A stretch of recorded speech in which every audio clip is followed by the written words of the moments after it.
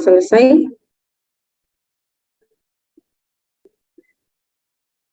Oke, semuanya. Jadi kita hari ini akan lanjutkan perkuliahan kita dari materi sebelumnya, yaitu tentang vaksinasi. Nah, sebelum saya lanjut ke materi sebelumnya, materi selanjutnya, saya akan menanyakan. Oke, Rahel, silakan tuliskan tangannya. Saya akan menanyakan terkait dengan materi yang sudah kita pelajari di minggu lalu. Siapa yang bisa menjelaskan apa saja yang sudah kita pelajari di perkuliahan kita di minggu lalu, teman-teman? Silakan. Oke, Rahel, sudah saya catatkan kehadirannya.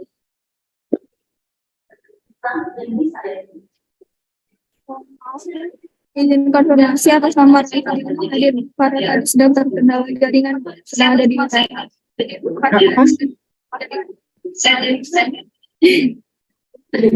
Rahel Ferlina hadir, Bu.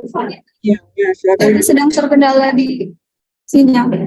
Terima kasih, Bu. Oke, silakan siapa yang bisa menjelaskan apa yang sudah kita pelajari di minggu lalu.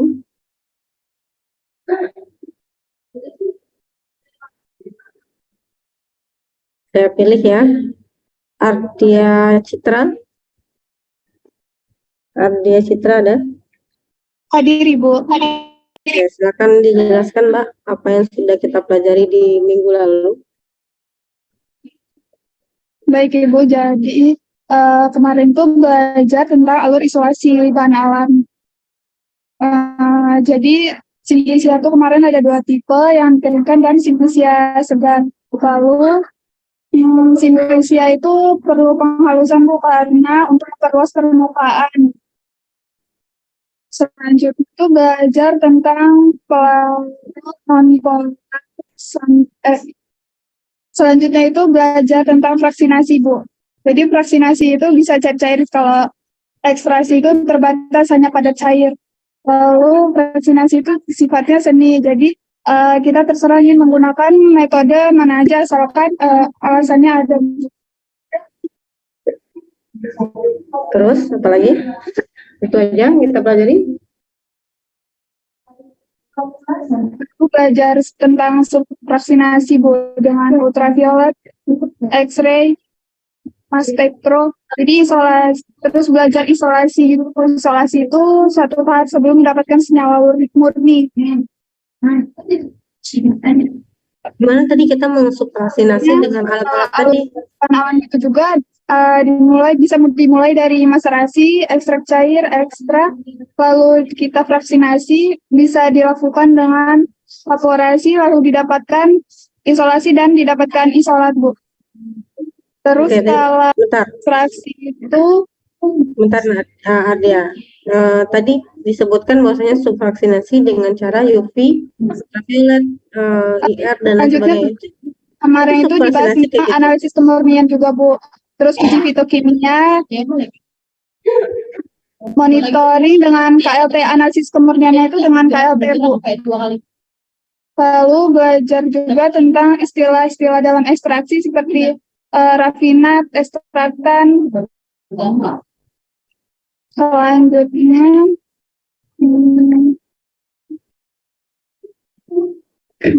belajar tentang dekantasi, yaitu pemisahan campuran heterogen atau pemisahan zat padat dari larutannya, Bu. Lalu ada partisi cair-cair yang digunakan buat pelarut yang tidak saling campur dalam corong pisah.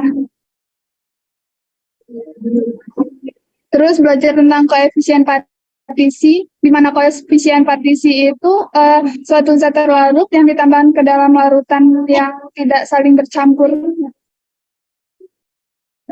Terus ada belajar tentang tabel solvent gitu, Bu. Jadi kita tahu pelarut mana aja yang miscibility-nya. Apa tuh? Immiscibility itu apa tuh? Immiscibility apa? Sudah, Bu. Ya, Ardia, terdengar suara saya? Yang lain suara saya kedengaran? Terdengar, Ibu. Oke, Ardia kedengaran suaranya? Oke, miscibility itu apa artinya?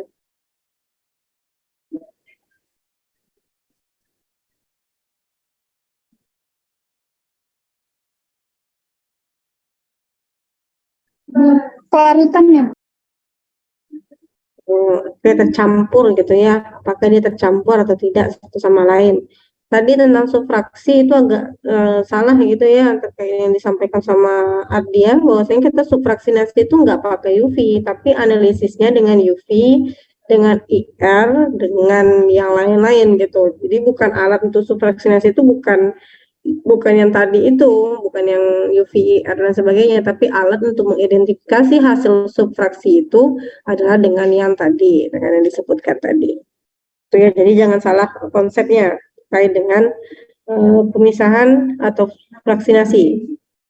Nah, kemarin saya juga bahas tentang kromatografi. Nah, ada yang bisa menjelaskan apa itu kromatografi secara umum berdasarkan presentasi saya kemarin?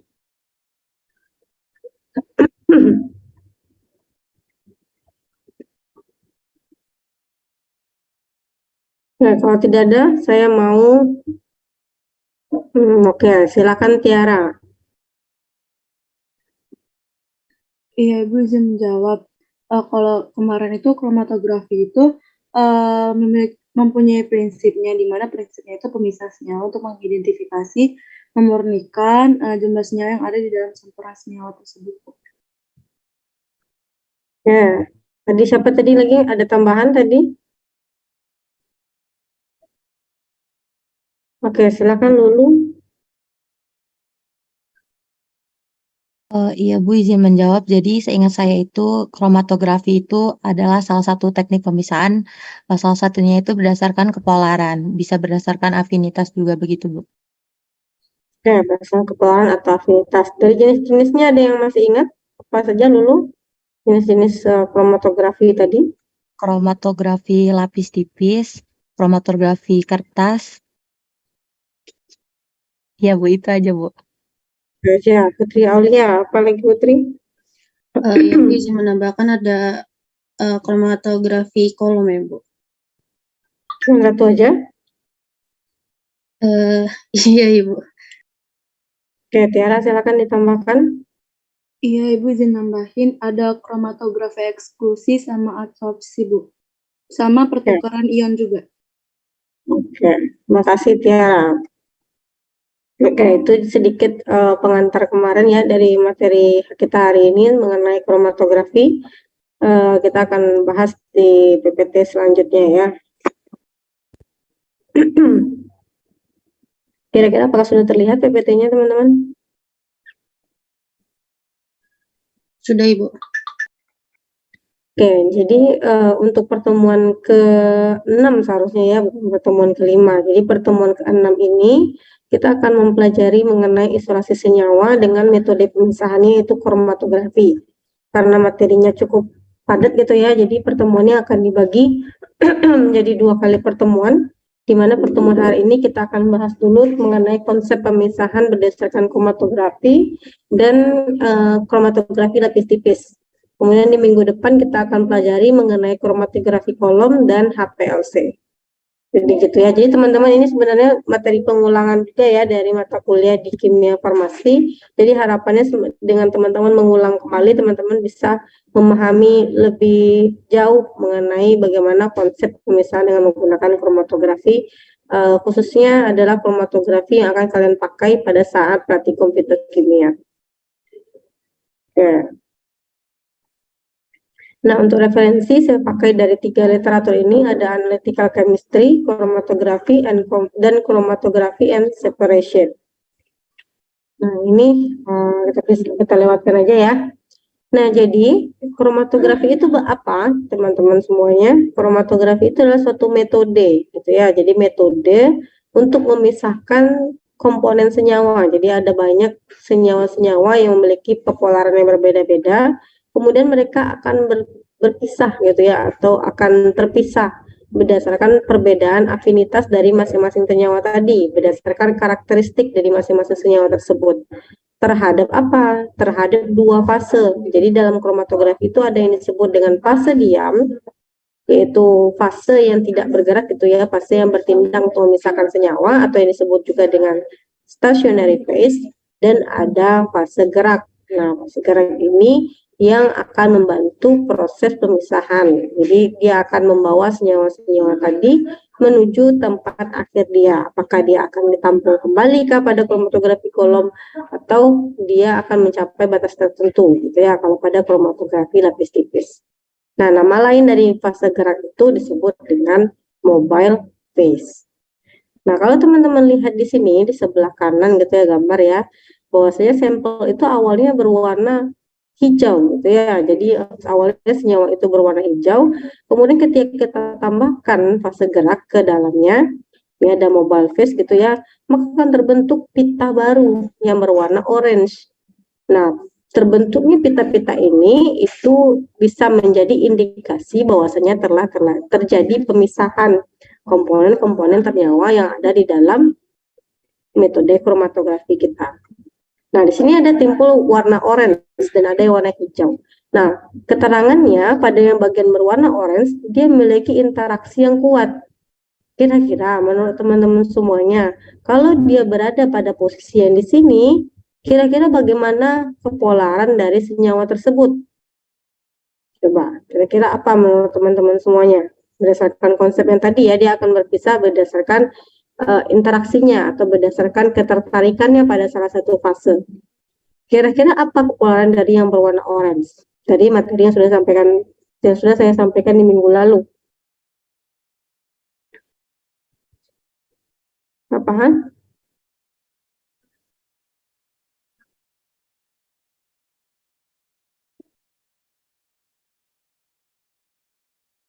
Agin Gita bisa menjawab? Ada Agin Gita? Iya Bu, hadir Bu. Agin, kira-kira apa kepolaran dari komponen senyawa yang berwarna orange ini, dari pita orange? Apa kepolarannya kira-kira?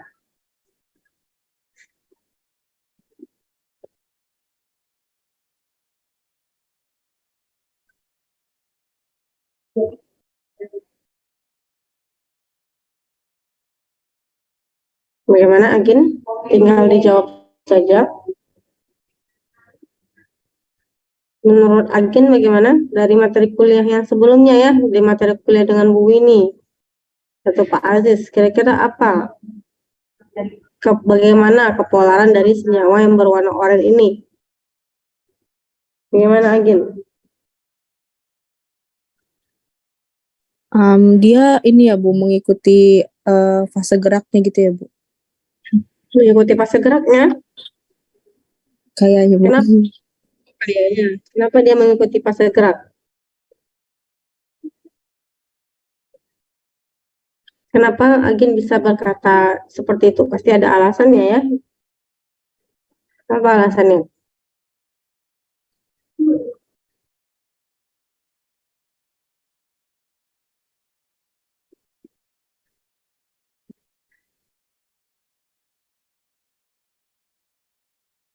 Bagaimana Agin? Kalau nggak salah karena fase diamnya itu ini Bu, berupa polar sifatnya Bu. Terus apa kaitannya dengan senyawa-senyawa tadi yang berada pada pita orange?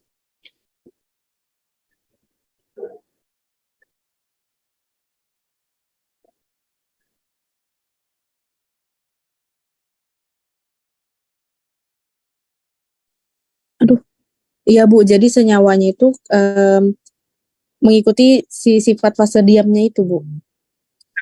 Katanya mengikuti fase gerak, sekarang mengikuti iya. fase diam. Mana nih yang sebenarnya nih?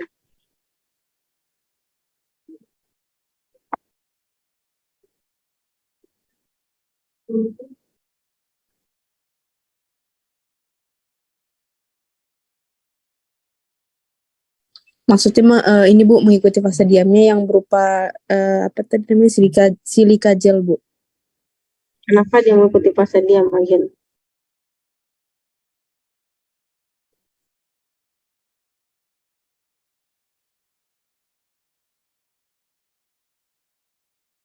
Karena karena bentuknya tadi silika gel Bu, dia sifatnya polar. Oke, nah, jawaban Agin belum lengkap ya. Jadi memang benar dia itu terpisah berdasarkan kepolarannya. Kepolaran siapa yang diikutinya, yaitu kepolaran dari fase diamnya. Nah, kalau misalnya fase diam yang kita gunakan bersifat polar, maka senyawa-senyawa yang memiliki kepolaran sejenis atau memiliki kepolaran yang sama dengan fase diamnya, maka dia akan terikat dengan kuat, teman-teman. Kalau dia terikat dengan kuat, berarti dia akan lebih sulit untuk berpindah. Jadi bergeraknya aja dia udah sulit. Berarti kemampuan dia untuk berpindah atau bergerak dari posisi awalnya itu semakin kecil. Nah, beda kalau misalnya senyawa ini memiliki kepolaran yang sangat berbeda dengan fase diamnya. Misalnya nih yang hijau. Kenapa hijau ini berada pada posisi paling bawah? Karena dia itu tidak berinteraksi dengan fase diamnya. Nah, kalau dia nggak berinteraksi, kalau dia nggak ada melakukan kontak dengan fase diamnya, ya otomatis dia akan lebih dulu untuk terelusi. Ya, jadi kalau misalnya diibaratkan gitu ya, misalnya nih fase diam yang kita gunakan merupakan senyawa polar, misalnya silika gel. Maka yang berwarna kuning, bagaimana sifat kepolarannya? Polar kah, semipolar kah, atau non polar kah? Bagaimana?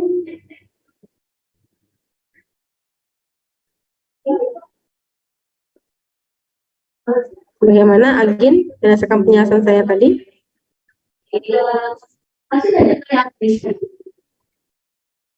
Apa kepolarannya Agin yang berwarna orange tadi? Polar kah atau non polar kah?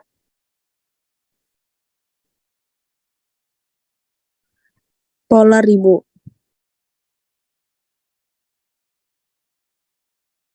Polar, oke, benar ya. Jadi kalau misalnya dia berada pada posisi paling dekat dengan tempat sampel tadi diletakkan, berarti dia memiliki kepolaran yang mirip dengan fase diamnya, gitu. Jadi fase diamnya karena kita gunakan polar, maka yang paling dekat dengan lokasi penotolan itu juga memiliki kepolaran yang sama.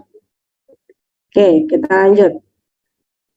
Nah, ini adalah beberapa istilah yang digunakan dalam kromatografi. Apa saja itu? Yang pertama ada fase gerak. Nah, kalau fase gerak itu adalah bagian yang digunakan untuk membantu proses pemisahan pada kromatografi. Jadi dia ini sebenarnya bukan komponen utama yang mempengaruhi pemisahan, tapi dia itu membantu supaya terpisah dengan lebih baik. Nah, biasanya fase gerak yang digunakan itu adalah pelarut-pelarut organik. Nah, kalau misalnya kita menggunakan sistem kromatografinya itu gas, berarti fase geraknya adalah gas juga. Gitu ya. Jadi tergantung nih sistem kromatografi mana yang kita pilih. Maka nanti akan memberikan gambaran juga fase gerak apa yang akan kita pakai. Nah, kemudian ada solut. Nah, solut itu apa, teman-teman? Solut itu adalah kumpulan senyawa yang akan kita pisahkan. Nah, nama lain dari solut ini adalah analit. Jadi nanti kalau misalnya masuk ujian gitu ya, saya tanyakan tentang istilah analit, teman-teman sudah tahu walaupun di PPT-nya nggak ada. Gitu. Nah, kemudian ada bagian fase diam. Nah, fase diam itu merupakan bagian matriks yang solid. Jadi biasanya berupa padatan, tapi not always padatan, teman-teman. Karena kenapa? Itu tergantung dengan sistem kromatografi yang kita pilih. Kalau misalnya kita milih kromatografi cair-cair, ya berarti fase diamnya itu berupa bagian yang cair juga. Nah, begitu juga sebaliknya. Nah, jadi yang ketiga ini merupakan istilah-istilah yang akan sering teman-teman temukan ketika akan mempelajari kromatografi. Nah, bagaimana prinsipnya? Jadi solut itu akan berinteraksi secara berbeda dengan fase diamnya. Jadi fase diamnya sebagai pedomannya atau sebagai petunjuk utamanya untuk memisahkan komponen-komponen senyawa. Kalau dia mirip kepolarannya dengan fase diamnya, berarti dia akan berinteraksi dengan kuat sehingga dia lebih sulit untuk dipisahkan. Begitu. Kira-kira sampai sini ada yang mau ditanyakan? ada? Oke, kita lanjut ya. Izin bertanya Bu. Apa boleh diulang Bu tadi yang berinteraksi kuat itu yang bagaimana Bu? Oke, mungkin nanti kita akan jelaskan lebih lanjut di bagian selanjutnya mungkin Tizar. Baik Bu, terima kasih. Oke, nah kita masuk dulu ke sini gitu ya. Nanti kita di bagian slide selanjutnya ada materi mengenai bagaimana mekanisme pemisahan dari kromatografi lapis tipis biar lebih jelas. Nah, sejarah kromatografi ini nanti akan masuk di soal ujian minimal 1 soal gitu ya. Jadi silakan diperhatikan. Jadi Michael Sweat itu merupakan salah seorang ilmuwan asal Rusia yang mana dia pada tahun 1901 dia melakukan penelitian untuk memisahkan gitu ya. Dia kepo terhadap kelompok bunga ini kira-kira apakah hanya ada satu warna saja atau ada banyak warna lainnya yang ada pada kelompok bunga ini. Soalnya kenapa ketika bunga itu mulai mekar hingga dia layu itu ada berbagai macam degradasi warna di sana. Nah, apakah mulai dari dia samar-samar, kemudian sampai dia pekat dan mulai samar-samar lagi. Nah, makanya dia ingin mengetahui nih, kira-kira apakah memang hanya satu senyawa aja di dalam pigmen tumbuhan atau bunga ini, ataukah ada yang lain. Nah, makanya dia melakukan penelitian untuk menguji nih, kira-kira apakah memang ada beberapa pigmen warna di dalam kelompok bunga tersebut. Nah, caranya gimana? Dia bikin kolom kaca, kemudian dia tambahkan dengan CaCO3 dan dia berikan fase gerak itu adalah N-heksan. Ternyata setelah terjadi elusi terbentuk pita-pita yang warnanya berbeda-beda. Nah, dari situlah dia menyadari bahwasanya telah terjadi pemisahan dari sampel yang sudah dia letakkan di dalam kolom kromatografi tersebut. Nah, sejak saat itulah dia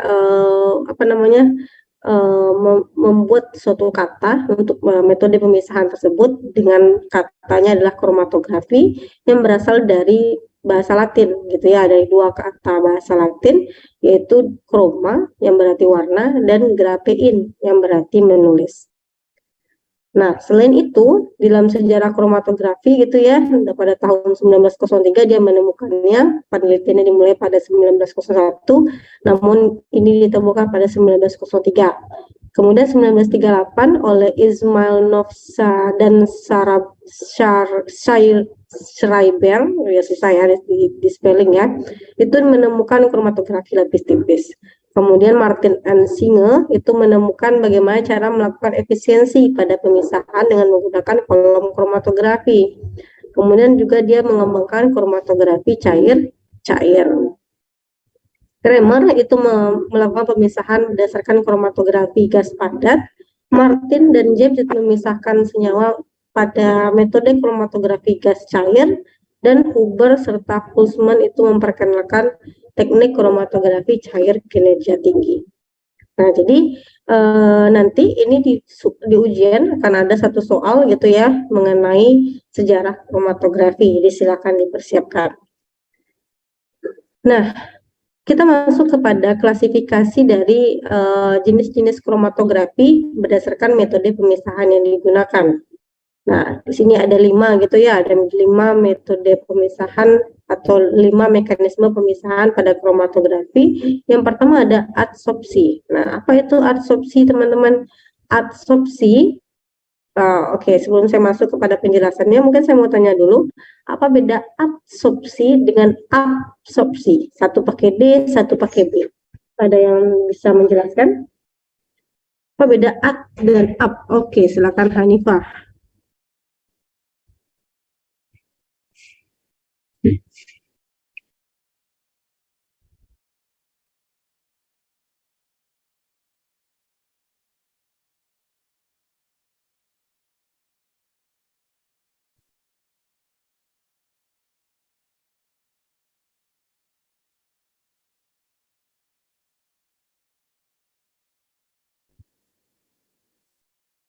Terima kasih Hanifah. Benar ya, seperti yang disebutkan sama Hanifah, kalau dia adsorpsi berarti dia hanya melekat pada permukaannya saja. Jadi dia nempel aja tuh terjerap di permukaannya saja. Sedangkan kalau dia absorpsi, maka dia akan masuk atau terserap ke dalam komponen yang melakukan absorpsi tersebut.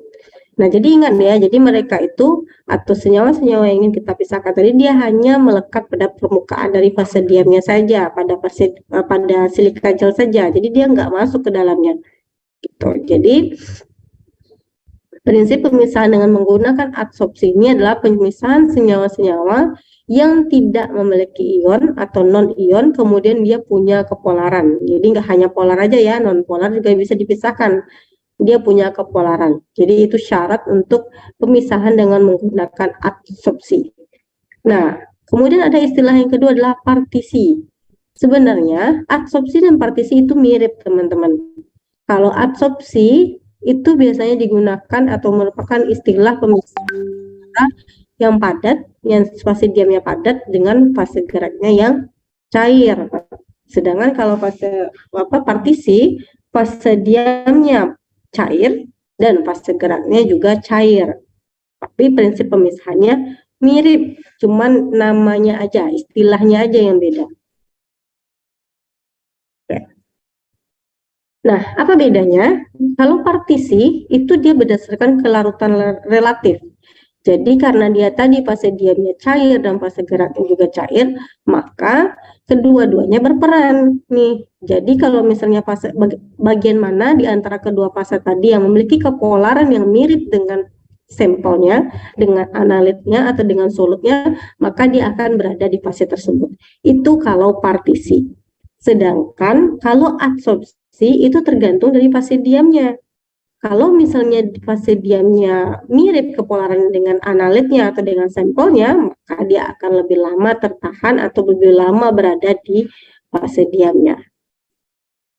Paham kira-kira sampai sini dengan konsep yang tadi?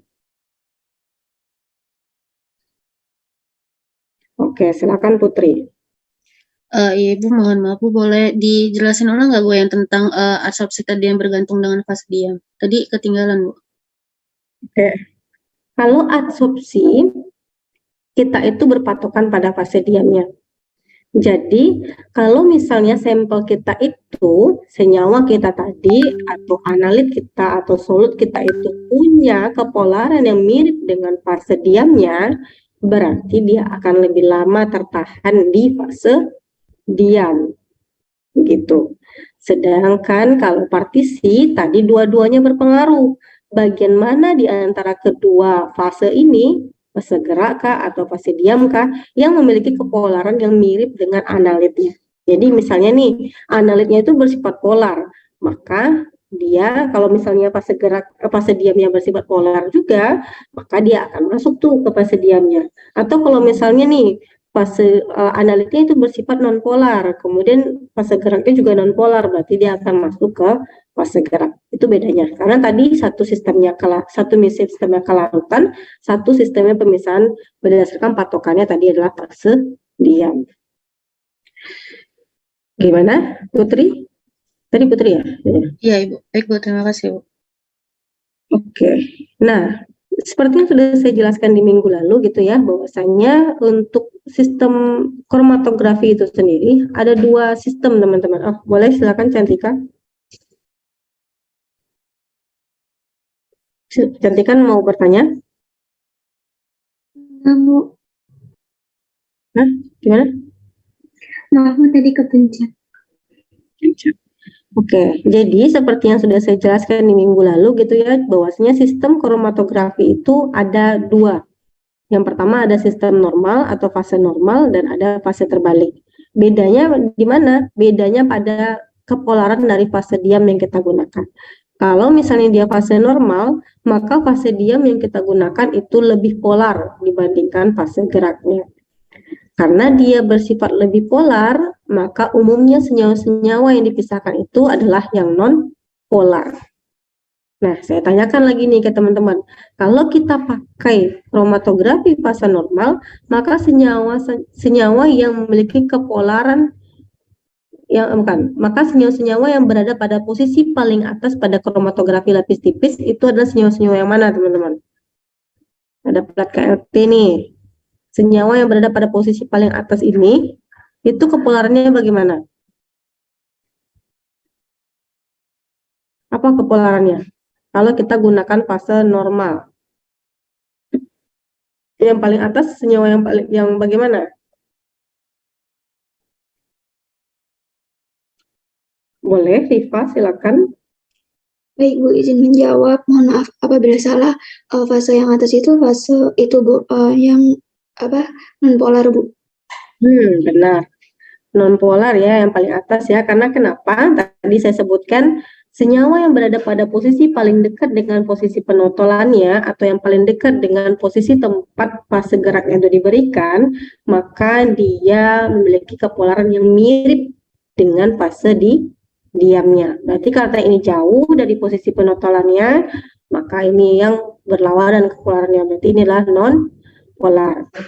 Nah, begitu juga sebaliknya. Kalau misalnya kita gunakan fase terbalik gitu ya, fase terbalik itu adalah fase diamnya itu kurang polar, berarti fase diamnya non polar. Nah, berarti yang berada pada posisi paling atas apa teman-teman kepolarannya? Polar, Bu. Polar. Oke, benar. Polar ya. Nah, konsep itu yang perlu teman-teman tanamkan atau teman-teman perhatikan karena soal yang akan saya berikan nantinya itu adalah tentang konsep, bukan yang ada di slide ini. Nah, makanya pahami konsepnya. Nanti kalau misalnya saya mau tukar-tukar nih pola kalimatnya, teman-teman sudah paham.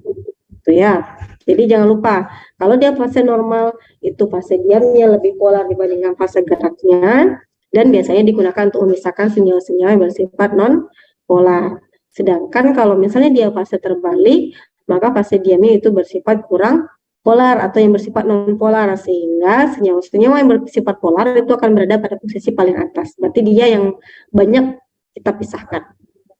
Begitu. Oke, paham sampai di sini? Ada yang mau ditanyakan dulu sebelum saya masuk ke ion exchange?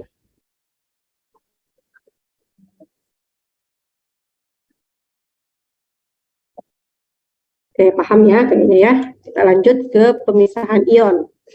Nah, kalau untuk pemisahan ion atau ion exchange itu dilakukan terhadap senyawa-senyawa yang punya muatan, teman-teman, atau yang disebut juga dengan senyawa ionik.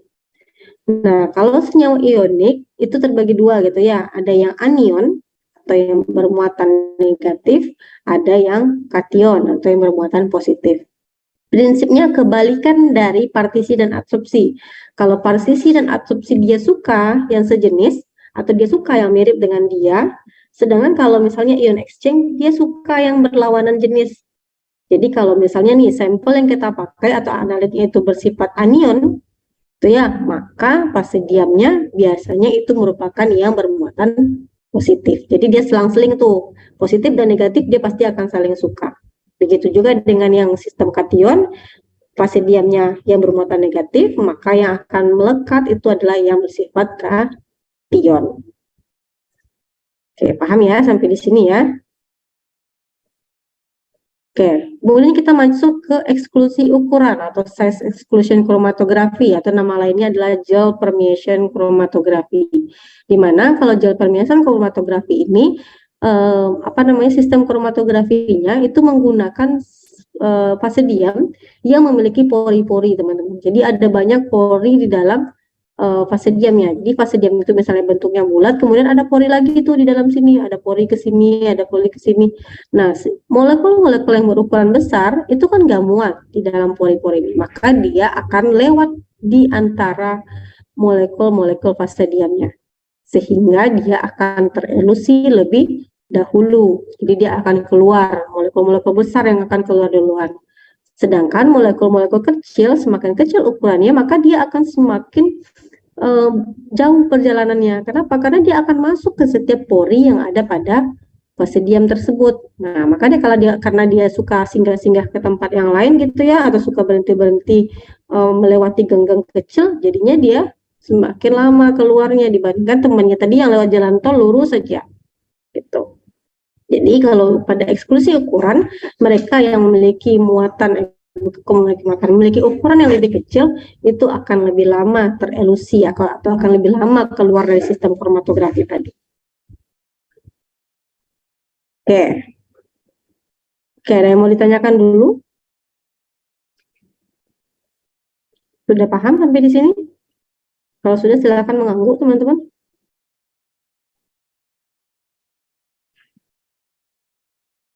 Tidak ada yang mengangguk, ini nggak paham atau gimana? Oke, sudah ya. Oke, kita lanjutkan ke afinitas. Nah, kalau afinitas ini biasanya digunakan untuk memisahkan senyawa-senyawa biomolekuler biasanya ya, seperti protein, kemudian ada DNA, RNA, yang mana mereka itu menggunakan fase diam yang spesifik terhadap protein atau senyawa-senyawa tadi. Nah, biasanya kalau misalnya yang ingin kita pisahkan adalah protein, maka kita pakailah yang sesuai ligannya yang sesuai, yang memiliki sisi aktif, yang memiliki bagian yang akan terikat dengan protein, itu akan dispesifikkan tergantung dengan apa yang ingin kita pisahkan. Jadi pengikatannya itu spesifik antara molekul yang ingin kita pisahkan dengan fase diam dan fase gerak yang kita gunakan. Gitu. Oke, nah ini gambaran gitu ya, gambaran bagaimana tipe-tipe dari kromatografi itu sendiri. Di sini adalah kromatografi adsorpsi, di mana kromatografi adsorpsi tadi dia hanya berikatan pada permukaan, jadi dia nggak terserap ke dalam fase diamnya, dia hanya menempel pada permukaan. Dan pemisahannya berdasarkan pada polaritas di antara molekul-molekul sampelnya tadi atau molekul-molekul solutnya. Jadi kalau misalnya dia lebih polar, dia akan bagaimana? Dia akan lebih terikat. Kalau misalnya dia kurang polar, dia akan lebih cepat untuk keluar dari sistem kromatografi tadi. Itu aja prinsipnya. Nah, kemudian ada satu lagi, partisi. Nah, partisi itu kan karena dia cair-cair, teman-teman, fase diamnya cair dan fase geraknya cair, maka dia akan masuk kepada sistem yang memiliki kelarutan mirip dengan sampelnya. Ya, jadi kalau ini adalah berarti kalau dia masuk ke sini berarti dia lebih larut di dalam fase diamnya, kemudian kalau dia masuk ke sini berarti dia lebih larut ke dalam fase geraknya. Nah, ini ion exchange, jadi mereka akan lebih terikat atau ikatannya akan kuat ketika mereka punya muatan yang berlawanan. Nah, begitu juga dengan afinitas, itu tergantung dengan sisi aktif dari ligannya. Kalau misalnya sesuai, berarti mereka akan terikat dengan kuat. Jadi sistemnya adalah lock and key. Nah, ini yang terakhir, ini size exclusion. Kalau molekul yang berukuran besar, maka dia akan lewat di pinggir-pinggir, di luar dari fase diamnya. Sedangkan kalau molekul yang berukuran kecil, maka dia akan masuk tuh, akan berputar-putar di dalam satu ini, masuk ke dalam setiap pori yang ada di dalam fase diamnya. Nah, kemudian nanti dia masuk lagi ke molekul yang satu lagi dan seterusnya hingga sampai ke bagian bawah. Bagian bawah atau bagian akhir dari sistem kromatografi kita. Oke, ada yang mau ditanyakan? Kalau nanti mau bertanya, silakan langsung raise hand aja ya, dipotong aja yang saya sampaikan. Oke. Nah, pada sistem adsorpsi ini, molekul atau senyawa yang bersifat lebih polar, dia akan lebih lama terikat. Nah, more tenaciously it will be adsorbed by the polar surface. Ya, jadi dia akan lebih lama teradsorpsi pada permukaan fase diamnya yang bersifat polar. Ini khusus untuk fase diamnya yang bersifat polar gitu ya. Nah, ini yang perlu teman-teman catat gitu ya, bahwasanya gugus fungsi itu memegang peranan penting terkait dengan kepolaran suatu senyawa. Jadi teman-teman dulu pas sebelumnya pada mata kuliah kimia organik mungkin ya sudah mempelajari apa saja jenis-jenis dari gugus fungsi. Nah, di sini akan ditampilkan bahwasanya semakin meningkat, semakin ke kanan gitu ya, semakin ke kanan maka daya adsorpsinya atau kepolaran dari suatu senyawa terhadap fase diamnya itu akan semakin tinggi. Nah, tugas saya kepada teman-teman semuanya, karena ini akan saya masukkan ke ujian gitu ya, silakan teman-teman baca lagi, atau kalau perlu catat lagi terkait dengan bagaimana bentuk struktur dari gugus fungsi ini. Jadi ada alkana, ada alkena, ada ether, ada ester, ada keton dan aldehid, amin, alkohol hingga asam. Itu teman-teman catat bagaimana bentuk strukturnya. Karena nanti kemungkinan saya akan keluarkan suatu struktur, kemudian saya minta teman-teman untuk mengidentifikasi gugus fungsi apa saja yang ada di sana, dan kira-kira bagaimana kepolaran dari senyawa tersebut berdasarkan gugus fungsi yang ada. Oke, saya sudah sampaikan gitu ya. Jadi silahkan dicari ataupun dicatat dan dibuat di catatannya terkait dengan bagaimana bentuk struktur dari masing-masing gugus fungsi ini. Oke. Nah, kemudian kita lanjut ke bagian yang ketiga. Selama proses pemisahan akan ada kompetisi. Jadi yang akan berkompetisi di antara situs aktif dari fase diamnya itu adalah solut tadi. Solut itu apa tadi? Sampelnya dan juga fase geraknya. Jadi fase gerak juga menduduki bagian dari fase diam tadi. Jadi mereka saling berkompetisi, saling keluar masuk. Nah, nanti saya akan lihatkan di bagian terakhir gitu ya, bukan di bagian terakhir. Selama slide ini nanti bagaimana mekanisme pemisahan dengan menggunakan sistem adsorpsi ini. Nah, solut dan juga solvent atau senyawa fase geraknya itu akan secara kontinu teradsorpsi dan terdesorpsi sebagai fase gerak yang melewati sistem tersebut. Jadi mereka sama-sama berkompetisi nih mengisi fase diam yang tadi, satu masuk, satu keluar, satu masuk, satu keluar, satu masuk, satu keluar gitu ya. Jadi mereka saling selang-seling. Nah, kemudian senyawa-senyawa atau solut yang memiliki kepolaran rendah, itu berarti senyawa-senyawa non-polar gitu ya, akan menghabiskan waktu akan menghabiskan waktunya lebih lama pada fase gerak. Jadi mereka itu nggak akan terikat dengan fase diamnya. Jadi mereka tuh akan lebih lama di fase gerak karena tadi mereka nggak suka tuh sama fase diamnya karena mereka beda kepolarannya dengan fase diamnya tadi. Maka mereka akan lebih lama di fase geraknya dibandingkan dengan senyawa yang polar. Akibatnya bagaimana? Campuran senyawa yang tadi yang akan dielusi tadi itu akan memiliki kecenderungan kepada salah satu fase, yaitu khususnya adalah fase diamnya. Jadi dia kalau misalnya disebutkan di sini dia akan terelusi berdasarkan peningkatan kepolarannya. Jadi kalau misalnya dia kurang polar dia akan lebih dulu untuk terelusi dibandingkan dengan senyawa-senyawa yang bersifat polar. Nah, di sini nanti akan saya jelaskan di slide selanjutnya. Jadi kita masuk saja kepada materi kromatografi cair datar atau kromatografi lapis tipis. Nah, kromatografi cair datar itu adalah kromatografi dengan fase diamnya berupa bidang datar.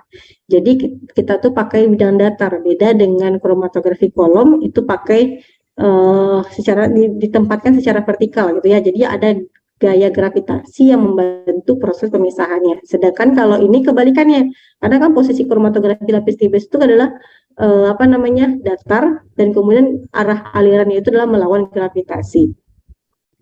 Nah, ada dua sistem kromatografi lapis tipis ini, ada yang bersifat analitik dan ada yang bersifat preparatif. Ada yang bisa tahu apa itu perbedaan analitik dan preparatif?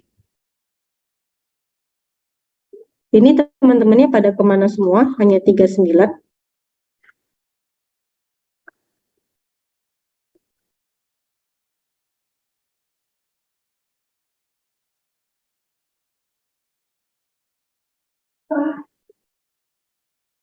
Kalau tidak ada nanti saya adakan kuis ya di akhir ya.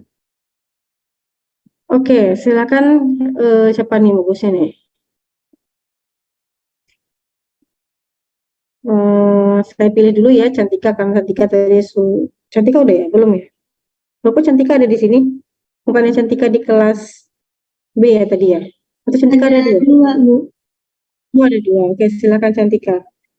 Iya, Bu, kalau KLT yang analitik itu untuk memisahkan komponen yang ada di dalam sampelnya itu. Kalau yang preparatif itu biasanya untuk mengambil senyawanya, tapi yang udah dipisahkan gitu, Bu. Yang udah dipisahkan. Oke, tadi ada Elvira. Boleh Elvira, silakan. Izin jawab Bu, kalau yang untuk yang analitik itu dia tadi kan kata Cantika untuk memisahkan komponen-komponen dari sampelnya, sedangkan untuk yang preparatif itu dia kromatografinya itu ditujukan untuk mengisolasi sama untuk memurnikan dari suatu zat tertentu gitu Bu, dari sampelnya.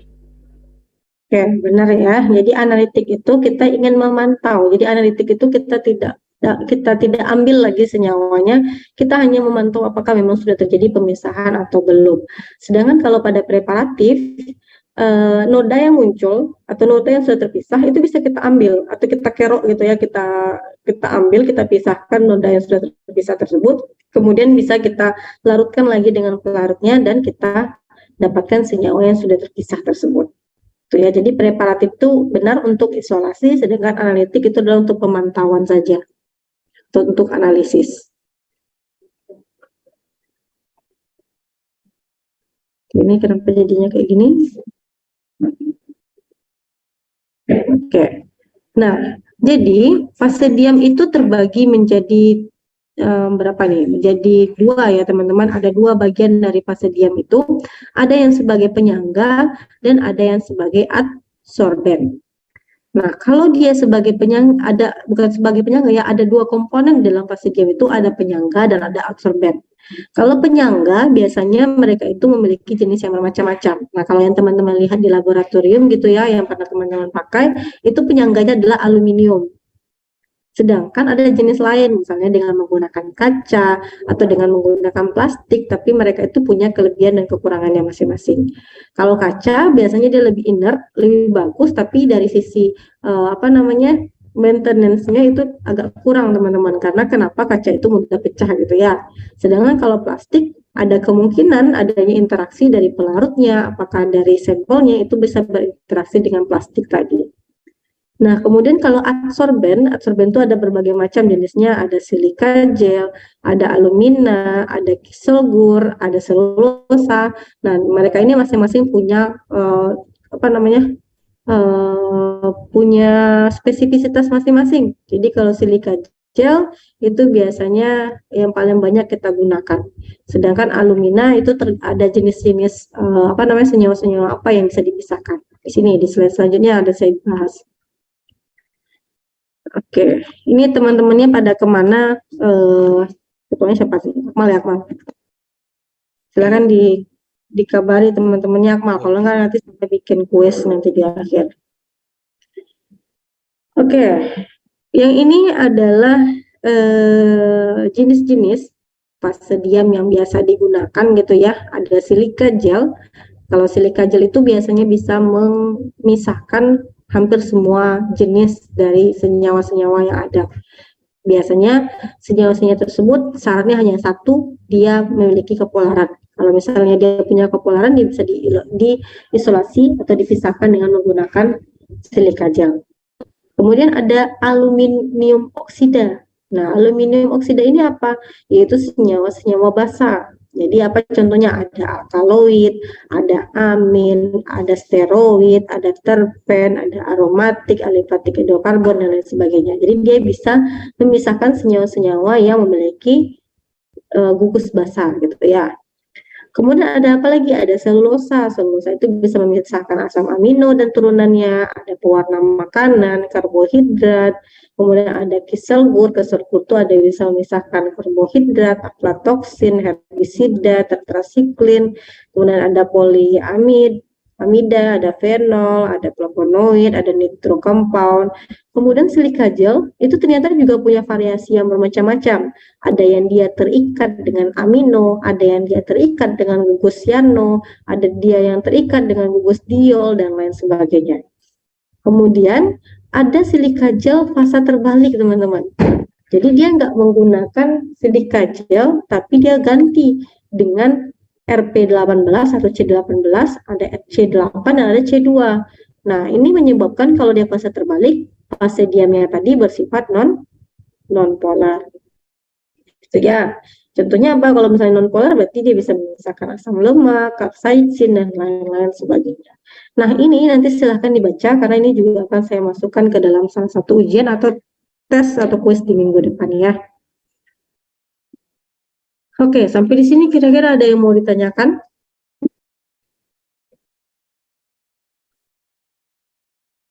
Oke, kalau tidak, oh iya boleh. Silakan siapa tadi?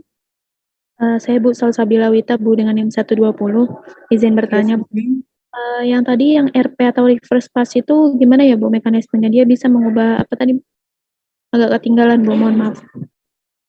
Oke, jadi untuk fase terbalik gitu ya atau reverse phase berarti fase diamnya itu bersifat non polar.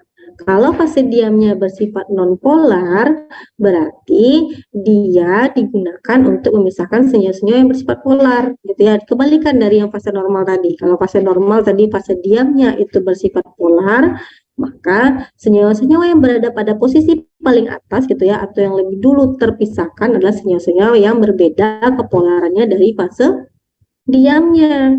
Sedangkan kalau dia fase terbalik berarti senyawa-senyawa yang duluan terpisahkan atau terelusi adalah senyawa-senyawa yang berbeda kepolarannya dari fase diamnya. Fase diamnya tadi kita pakai apa? Non polar. Berarti yang berada pada posisi paling atas adalah yang polar. Teman-teman pahami konsepnya. Kalau misalnya teman-teman nggak paham konsepnya, saya putar-putar kalimatnya, teman-teman jadi bingung. Jadi pahami konsepnya tentang bagaimana kromatografi ini bisa memisahkan suatu senyawa. Oke, kita lanjut dulu. Nanti kita lihat di sini. Nah, silika gel itu merupakan suatu silikon dioksida, gitu ya. Silikon dioksida itu apa? Dia memiliki atom Si dan juga dia memiliki atom O di dalam strukturnya. Nah, mereka itu akan membentuk gugus yang panjang gitu ya, tergantung sepanjang apa mereka akan yang kita pakai.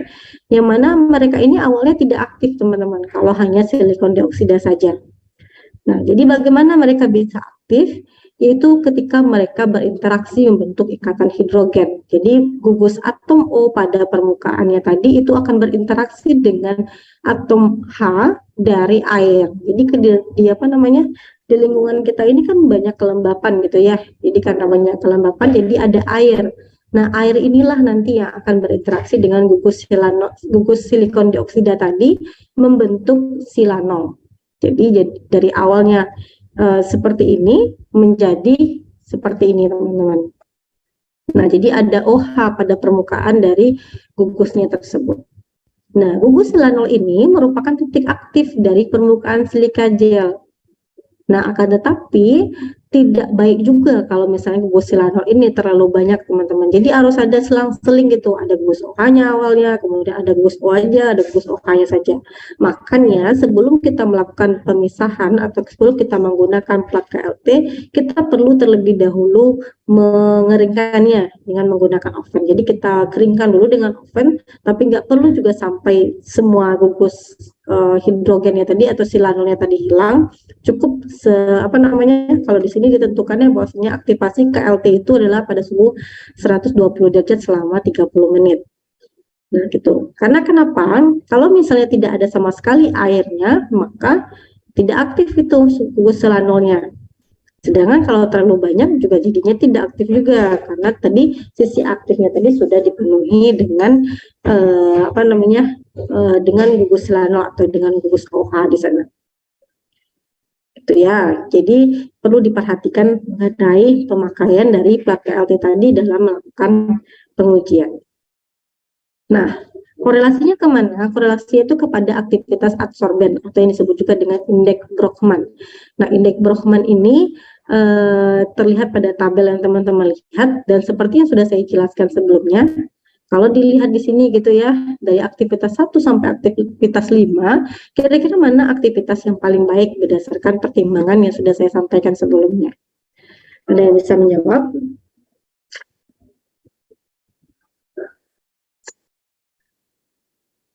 Ya?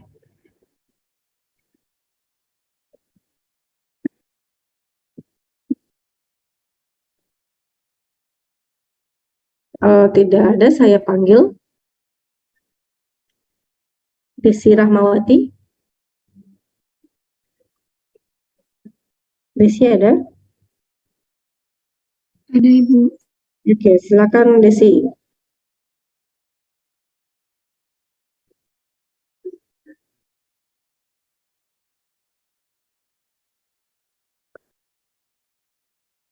Menurut saya yang aktivitas yang ketiga ya, Bu. Kenapa? Kenapa yang ketiga, Desi?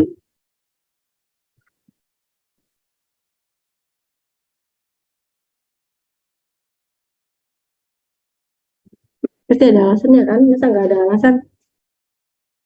Apa alasannya? Tadi saya sudah sampaikan di slide sebelumnya tentang alasannya.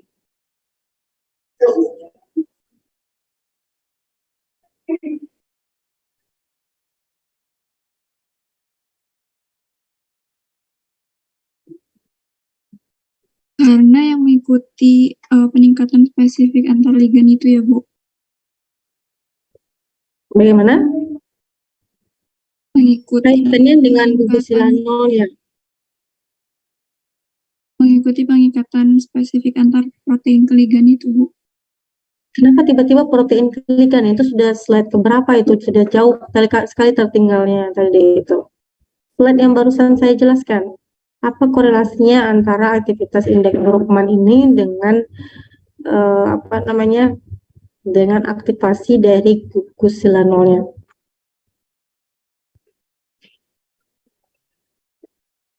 Kalau misalnya aktivitas satu itu bagaimana? Bagus atau buruk? Buruk, Bu. Kenapa Karena buruk? dia tadi itu karena tadi dia tuh Ini suara siapa nih? Iya, Bu, izin menjawab, Bu. Saya Nanda Isna ini. Tadi tuh dijelasin bagusnya itu kalau misalkan dia itu selang-seling. Jadi antara silika, air, baru bentuk si silanol. Kalau misalkan airnya nggak ada, nanti silanolnya juga nggak akan kebentuk gitu, Bu. Terus juga nanti kalau misalkan airnya terlalu banyak, dan airnya kebanyakan, itu jadi juga si silanolnya tadi. Oke, nah gitu ya jawabannya ya Desi ya. Seperti yang disampaikan oleh Nanda. Jadi diperhatikan, kita sudah jauh dari protein ligan sejak tadi. Oke, gitu ya. Jadi kalau misalnya tidak ada sama sekali airnya, ya berarti nggak aktif dia. Kalau terlalu banyak, ya terlalu banyak sisi aktifnya, dia nggak bisa mengikat senyawa yang ingin kita pisahkan. Jadi kalau misalnya kita urutkan gini ya, aktivitas 2, 3, dan 4 itu yang bagus untuk pemisahan senyawa-senyawa dengan menggunakan kromatografi pada cair. Oke.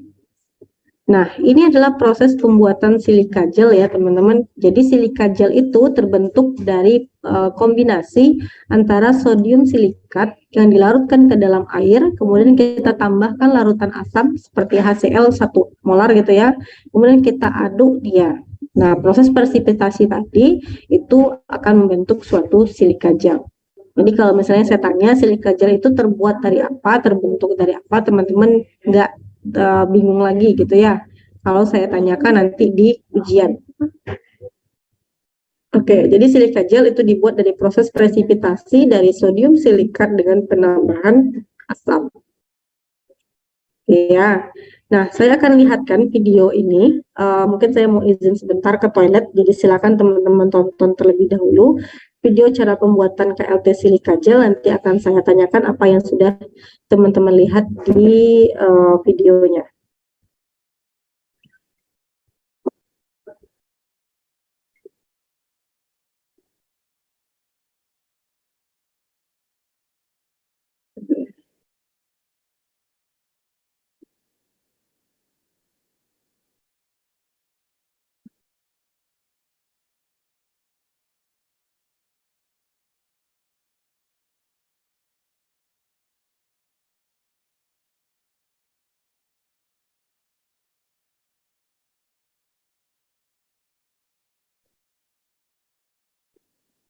Ya.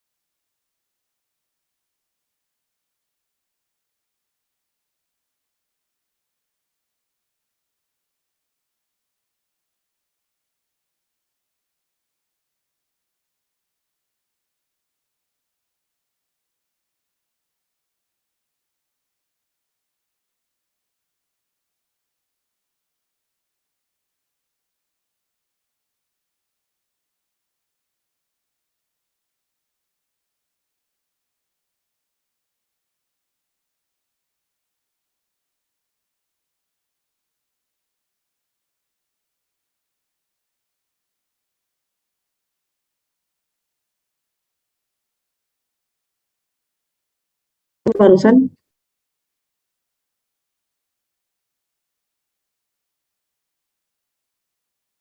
Suara saya apakah sudah terdengar kembali? Sudah, Ibu.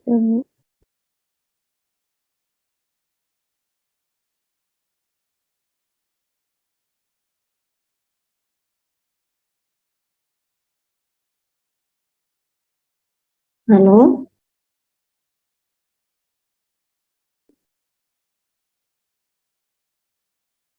Bagaimana teman-teman? Suara saya sudah terdengar? Terdengar, Bu.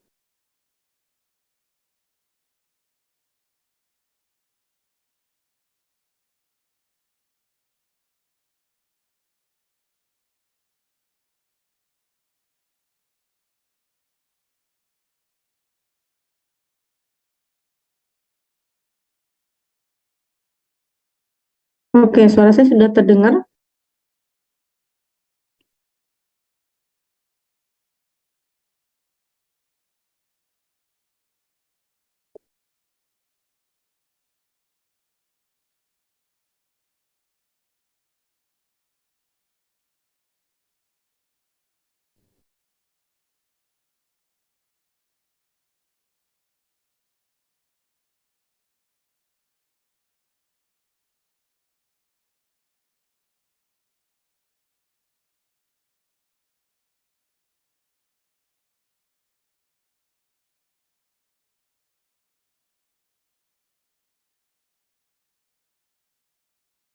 Bagaimana? Halo? Sudah terdengar suara? Oke. Kita putar lagi ya. Oke. PPT-nya sudah terlihat? PPT-nya sudah terlihat atau belum? PPT-nya sudah terlihat? Sudah, Ibu. Silakan disimak ya. Saya izin ke toilet bentar. Welcome to the channel solution. In this video, we will show you the procedure for preparation of TLC plates.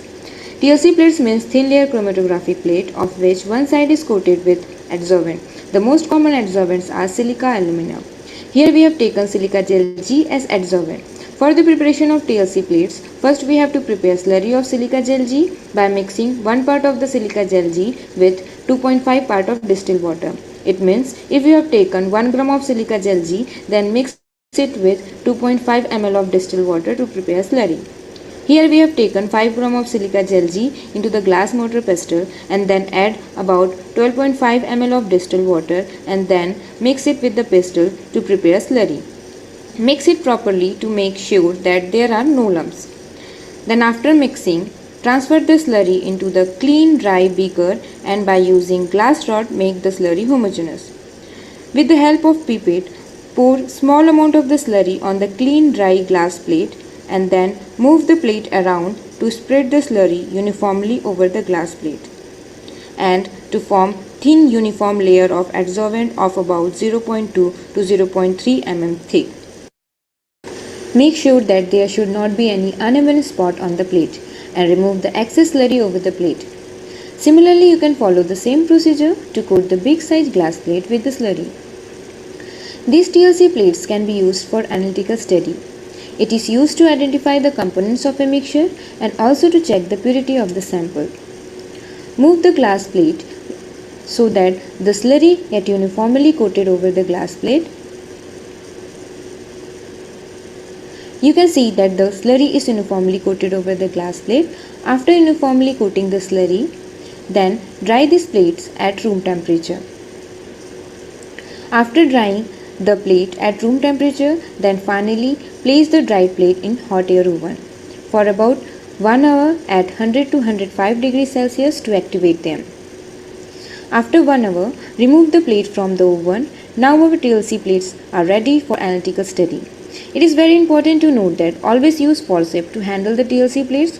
Do not touch the silica layer of the TLC plates as it can damage the layer and also cause contamination. You can also store these plates protected from the moisture and you can use this plate within 3 days. Make sure that at the time of use, activate the TLC plate again. Thank you for watching this video. In the next video, we will show you the techniques of thin layer chromatography. Thank you.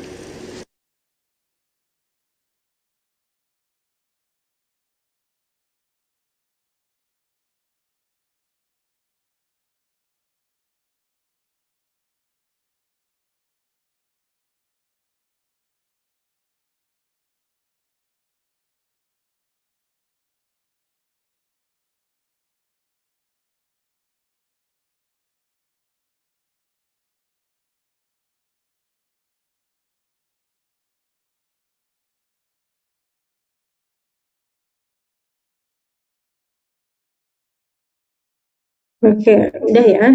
Jadi dari video yang teman-teman lihat tadi, begitulah proses pembuatan dari plat PLT dengan menggunakan penyangganya di sini adalah kaca gitu ya. Oke, ada yang mau ditanyakan dulu sebelum kita lanjut ke slide berikutnya? Ada? Oke, kalau tidak ada kita lanjutkan. Nah, untuk plat KLT sendiri itu punya beragam jenis gitu ya teman-teman. Jadi supaya kita bisa mengidentifikasi jenis dari plat KLT itu sendiri, kita bisa lihat dari kode yang ada pada plat KLT tersebut. Nah, kalau misalnya teman-teman yang sering melihat adalah GF254, berarti teman-teman bisa lihat nih dari tabelnya apa maksud dari singkatan-singkatan yang ada pada plat KLT tersebut. Nah, G di sini menyatakan jenis pengikat yang digunakan. Nah, kalau dia G berarti jenis pengikat yang digunakan adalah gipsum. Sedangkan kalau dia S berarti jenis pengikatnya adalah pati atau starch. Kalau misalnya ada istilah P, berarti dia digunakan untuk preparatif, seperti yang saya sebutkan tadi, bahwasanya preparatif itu bisa digunakan untuk mengisolasi senyawa, di mana ketebalannya itu akan lebih tebal dibandingkan KLT analitik. Nah, kalau ada F dan UV, itu menyatakan bahwasanya dia bisa berfluoresensi dengan menggunakan sinar UV. Nah, ada 254 dan ada 366. Kalau 254 berarti dia mengandung senyawa yang bisa berfluoresensi. Jadi plat KLT itu dilapisi sama senyawa yang mampu berfluoresensi. Jadi kalau teman-teman melihat plat KLT kemudian teman-teman amati di bawah lampu UV gitu ya 254, yang berpendar itu adalah plat KLT-nya, bukan senyawanya. Sedangkan pada 366 yang berpendar tadi adalah senyawanya, sedangkan platnya tidak berpendar atau tidak berfluoresensi. Nah, kemudian ada ukurannya, misalnya ditulis nih 60, berarti itu adalah ukuran pori dari silika gelnya. Ada ukurannya 60 Armstrong, ada 40, ada 60, ada 80, dan ada juga 100. Itu tergantung dari pabrik yang membuatnya, mau yang mana, atau tergantung dari teman-teman mau memakainya yang mana. Kemudian ada istilah RP, berarti dia merupakan sistemnya adalah reverse phase, yaitu fase terbalik, biasanya digunakan C18 atau RP18, yang mana 18 ini menunjukkan bahwasanya dia mengandung gugus oktadesisilan yang diikatkan kepada silika gel tersebut. Jadi ada penambahan gugus gitu ya, sehingga dia menyebabkan terjadinya perubahan kepolaran dari fase diam tersebut dari awalnya menjadi polar menjadi yang non polar. Oke. Ada pertanyaan sampai di sini?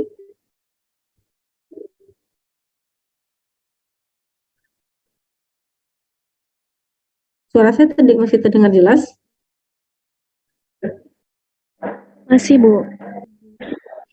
Itu kita lanjut ya. Nah, ini nih konsep utamanya dari slide yang saya sampaikan sebelumnya. Ini adalah konsep utama bagaimana mekanisme pemisahan KLT dengan silika. Kalau teman-teman lihat dan teman-teman perhatikan tadi yang saya sebutkan bahwasanya mekanisme pemisahan pada KLT silika gel atau KLT yang lainnya gitu ya dengan menggunakan fase diam yang lain itu memiliki 3 mekanisme pemisahan. Yang pertama itu adalah adsorpsi, dia terjerap atau dia menempel pada permukaan dari fase diamnya. Kemudian ada desorpsi itu dia akan melepaskan diri dari fase diam tersebut. Kemudian ada elusi itu berarti dia bergerak bersamaan dengan fase geraknya. Oke, jadi pahami dulu 3 konsep ini, ada adsorpsi, ada desorpsi, dan ada elusi. Yang mana ketiga-tiganya ini itu terjadi secara bersamaan di dalam plat KLT kita ketika kita ingin mengelusi atau memisahkan suatu senyawa. Nah, bagaimana animasinya teman-teman bisa lihat di sini gitu ya. Nah, kalau teman-teman lihat, ini ada 3 senyawa yang berasal yang berada di dalam satu campuran sampel gitu ya yang ingin kita pisahkan. Ada yang berwarna orange, ada yang berwarna hijau, dan ada yang berwarna ungu. Sedangkan yang berpanah ini itu merupakan arah aliran dari fase geraknya. Jadi kalau misalnya KLT berarti kan dari bawah ke atas gitu ya.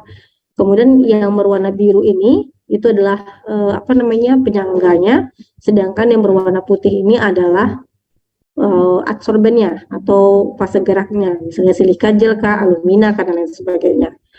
Nah, prinsip pemisahannya adalah seperti ini. Kita ilustrasikan seperti ini ya. Jadi misalnya nih, si Putri itu orangnya suka jajan, atau setiap rumah makan dia, misalnya Putri, Salsabila, dan Diva, misalnya ya, ada warna oranye, kuning, sama biru misalnya.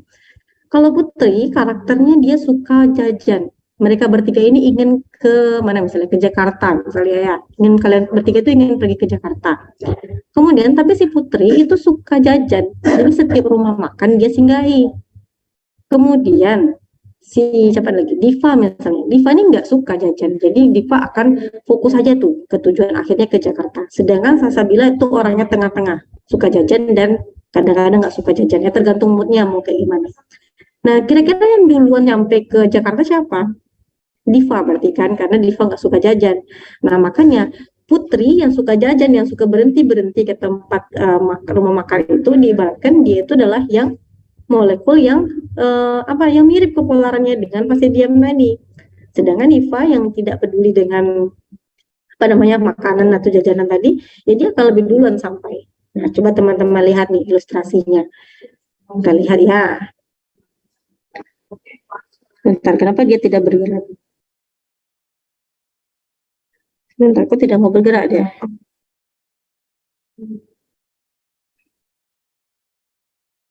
Nah, ini bergerak. Nah, jadi yang pertama bergerak itu hijau. Nah, jadi si hijau ini akan menempel secara sering, dia akan nempel absorpsi, desorpsi secara terus-menerus gitu ya. Dia di setiap silika gelnya dia akan menempel karena dia punya afinitas atau ketertarikan yang sangat kuat dengan si Basidium ini. Karena dia suka tuh, karena kepolarannya mirip. Jadi karena kita sejoli, karena saya suka, ya udah saya nempel terus. Saya setiap ada tempat makan, saya nempel-nempel terus gitu. Saya berhenti terus. Coba lihat di yang berwarna orange pergerakannya. Nah, kalau orange itu dia tetap menempel, tapi dia langkahi itu satu silika gel dia nggak nempel, satu silika gel dia nggak nempel. Berarti dia akan lebih duluan naik karena dia singgahnya sebentar, singgahnya nggak sering, frekuensinya lebih rendah dibandingkan yang hijau tadi. Nah, bagaimana dengan yang ungu? Coba kita lihat. Nah, yang ungu tadi dia bisa melewati banyak melewati banyak silika gel, jadi dia nggak di setiap tempat dia berhenti gitu. Makanya dia lebih duluan sampai, makanya posisinya berada pada posisi paling atas. Nah, mekanisme ketiga itu terjadi secara bersamaan ya, jadi mereka tuh nggak satu-satu dulu naiknya, tapi bersamaan dengan aliran dari fase geraknya. Nah, jadi kalau misalnya teman-teman lihat di sini dari ilustrasi plat LT-nya, mereka akan bergerak seperti ini. Jadi ada yang lebih duluan bergerak, ada yang lebih lambat gerakannya, ada yang lebih yang sedang-sedang saja. Nah, kira-kira paham konsepnya sampai di sini atau kira-kira ada yang mau ditanyakan dulu?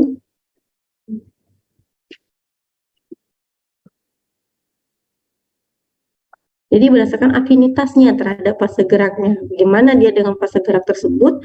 Kalau dia misalnya dia mirip, maka dia akan suka nempel. Jadi sama misalnya kayaknya kalau kalian seljoli gitu ya, teman sohib, pasti kalian suka nempel-nempel. Jadi kuliahnya jadinya suka hangout gitu ya. Jadi kalian kuliahnya keteteran, jadi nggak sampai ke tujuan akhirnya. Itu ilustrasi yang yang tidak benarnya gitu ya. Kemudian kalau misalnya kalian sendiri, terus kalian fokus untuk mencapai tujuan kalian, nah dia lebih duluan capai. Apa itu bisa jadikan analogi ya? Sepertinya tidak juga. Ya, gimana? Paham sampai di sini?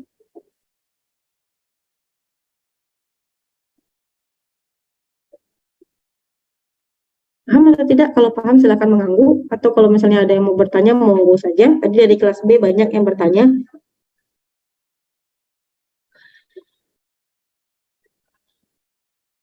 Paham ya? Oke, kalau paham, kalian silahkan buat dalam bahasa yang resmi. Saya menjelaskan tadi dalam bahasa yang mudah kalian pahami. Jangan pula nanti pas ujian saya tanya, kalian bikin tentang jalan si Diva suka makan terus berhenti di setiap rumah makan atau bagaimana ya. Jangan seperti itu juga kalian bikin nanti di ujian. Oke, pahami konsepnya, lihat bagaimana sistemnya tadi.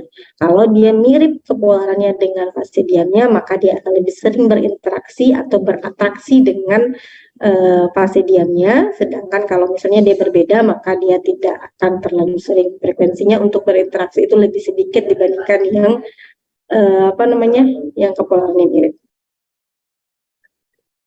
Oke, sip.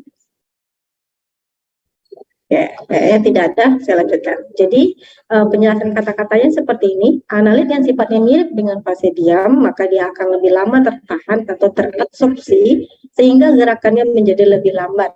Sebaliknya, jika sifatnya lebih mirip atau mendekati fase gerak, maka dia akan terdesorpsi dan terelusi bersamaan dengan fase geraknya, sehingga dia menjadi lebih cepat melambat.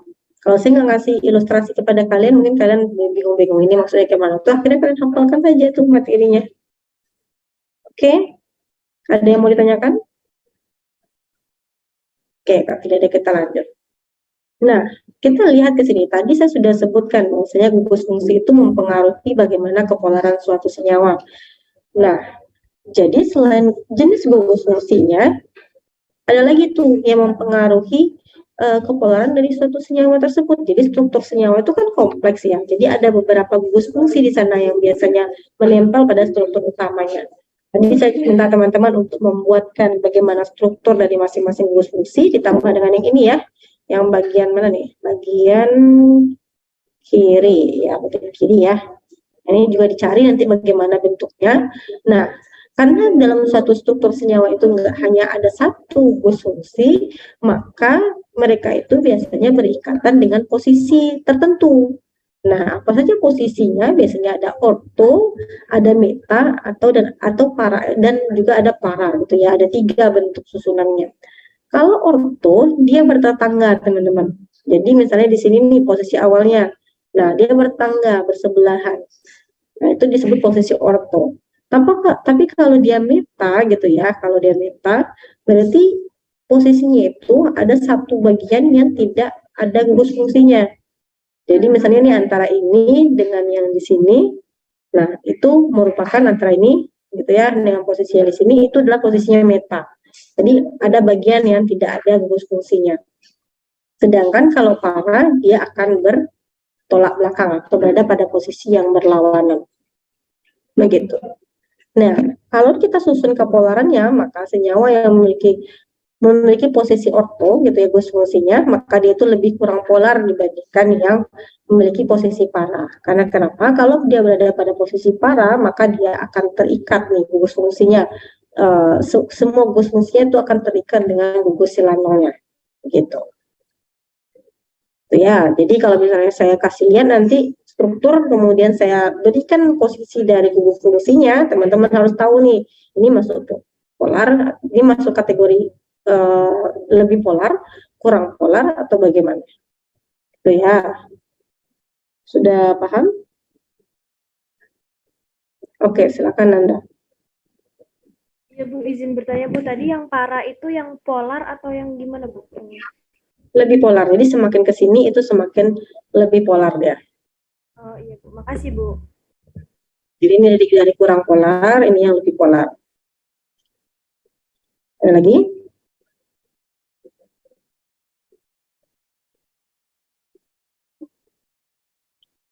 Oke, bagaimana misalnya di sini ya di gambar di bawah itu bagaimana dia terikat dengan gugus selanolnya. Berbagai posisi dari gugus fungsi tersebut. Oke, ada lagi? Tidak? Tidak. Oke, tidak ada, kita lanjut. Nah, ini saya berikan contoh di sini. Jadi fase diam yang kita gunakan itu adalah silika gel F254. Kemudian ada fase geraknya adalah N-heksan dan etil asetat dengan perbandingan 6:4. Nah, ternyata setelah kita elusi dengan menggunakan fase gerak tersebut, pola nodanya seperti ini, teman-teman. Jadi ini masih berdempet gitu ya, masih masih saling bersatu, belum terpisah secara sempurna antara senyawa yang berwarna orange dengan yang berwarna hijau. Nah, sebelum kita masuk kepada jenis dari bagaimana cara memisahkan dari senyawa yang bercampur ini, saya mau tanya dulu nih, dari fase gerak yang sudah saya tampilkan di slide ini, kira-kira bagaimana kepolaran dari fase gerak tersebut menurut teman-teman? Ada yang mau menjawab?